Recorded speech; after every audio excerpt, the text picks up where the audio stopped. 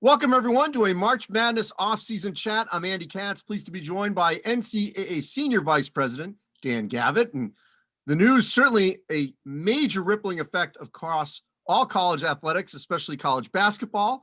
Our domain here with the news that Mike Krzyzewski will make next season his last at Duke. John Shire expected to then take over as the coach in waiting. Certainly a monumental shift in college basketball. Dan, before we get to a couple of the unbelievable numbers that Coach K put forth at Duke, just in his career in general, what's your initial reaction of Coach K deciding that next season will be his last? Well, massive loss for college basketball and the game of basketball overall. Certainly always happy for a coach when he or she makes a decision to spend more time with family and friends and pursue other interests. But there's no denying that having the winningest men's basketball coach of all time retire is a significant development in our game. Someone who's been an incredible leader, incredibly successful in developing young men in basketball and for their lives, and then the on-court success, matched only or bested only in college by John Wooden, but 5 NCAA championships, 12 Final Fours, 5 gold medals as the head coach of the USA basketball national team, 3 in the Olympics and 2 in the World Cup. Just an incredible career that has helped to define what is so special about college basketball.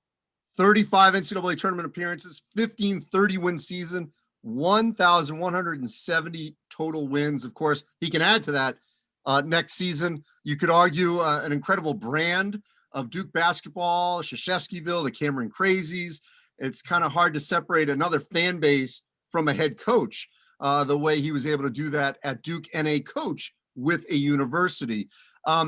His overall impact on the sport, you mentioned USA basketball, obviously that runs deep in your family with your late father being a USA basketball head coach. What has he meant to the sport itself? Incredible leadership, passion, I think, handed down from the mentorship he had with Coach Knight and others, Dean Smith and John Thompson, those that preceded him. He always has had a passion for what's in the best interest of the game, for the players. He's really challenged us at the NCAA and the NCAA tournament with being player-driven and focused, and the experience during the championship. I remember in 2015 when they won in Indianapolis, he remarked that having the team stay downtown was a significant difference from the 1991 when they won their first championship in Indianapolis and the teams were staying out at the airport.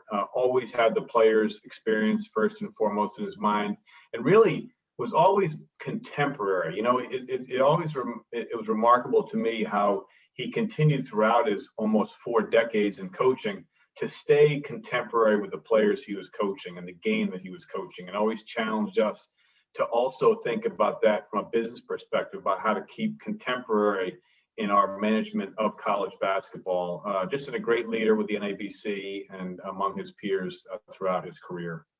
So the one thing about Duke, and you could argue this at different eras, whether it was Georgetown under Big John or UCLA under Wooden or Indiana under Bob Knight or Carolina at different times under Dean Smith, obviously at its height.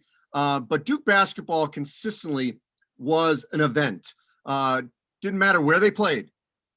People came to see Duke. They were always the biggest game on the road in the ACC. How do you think he embraced that, and his players as well, as he became sort of that, that marker that everyone sort of tried to take down over the last 3 decades?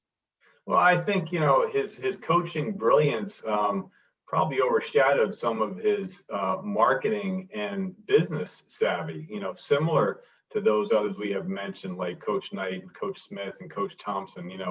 They evolved during their careers to realize that it was more than just about X's and O's in recruiting, but how do you market a program for recruiting purposes, for fan engagement purposes? And, you can make the case that Duke basketball as a brand, as a business, as a national obsession by some, either fans for or against, was really the brilliance of Coach K and his staff and the Duke staff to build that kind of affinity for a program that takes a long time to do and an awful lot of wins, but it's more than just that. It's the Duke Carolina rivalry and the magic moments in March Madness and participating in MTEs and and ACC Big Ten challenges and all those things, all those moments that now will over the course of this year have a chance to revisit and remember during his brilliant career.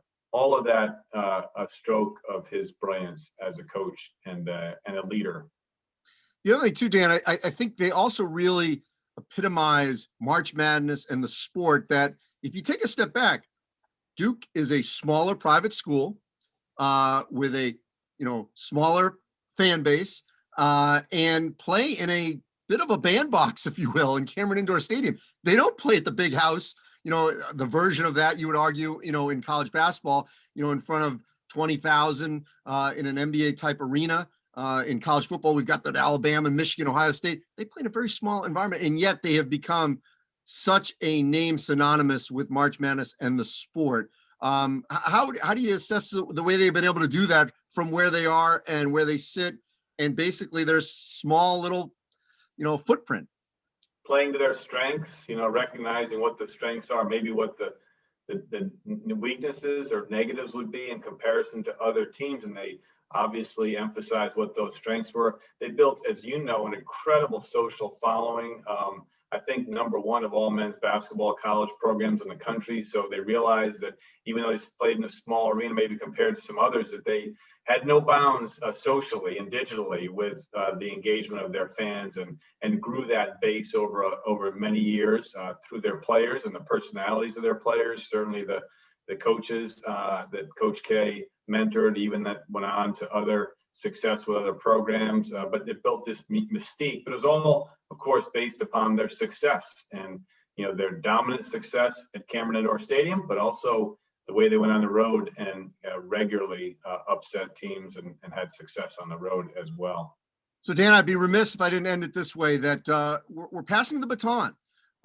So one more year, Coach K. We don't know how much longer Coach Boeheim's going to go. Roy Williams has already announced his retirement as Hubert Davis takes over. So there was that era of the iconic figures in the 80s and 90s. Obviously, Coach K and Roy would sort of overlap that. But, now we're going to a new era. What's the responsibility with this next level of head coaches to sort of take that baton? Well, again, as we started, Andy, a huge loss for the game. Coach Williams, Coach K, two iconic coaches, two Hall of Famers. There will never be another Roy Williams. There will never be a Coach K, another Coach K.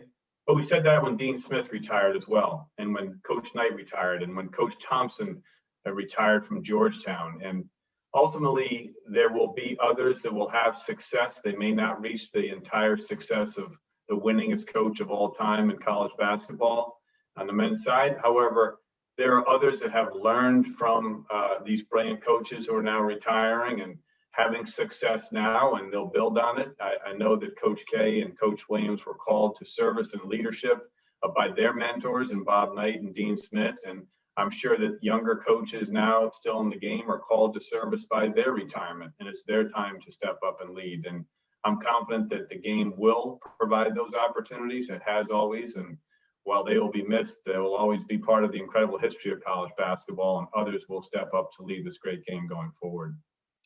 Thanks, Dan. Appreciate it. Thanks, Andy. Good being with you. Be well.